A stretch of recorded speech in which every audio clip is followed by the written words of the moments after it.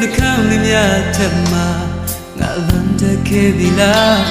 တိမ်မွေ့ညဉ့်နေစကားရရမလောင်ချပန်းများဖွင့်ငါမီးရဲ့နှွေးထွေးမှုမှာဖြူစင်နိုင်တော့သူအချင်မမသိတဲ့လျှို့ဝှက်ချက်ငါခံစားရယူပြီးပေါ်ငါမင်းနှလုံးသားဆုံးဖြတ်လေးဆိုင်နိုင်ဖို့သိခံငယ်ချင်းငါတွေ့မှန်းတဲ့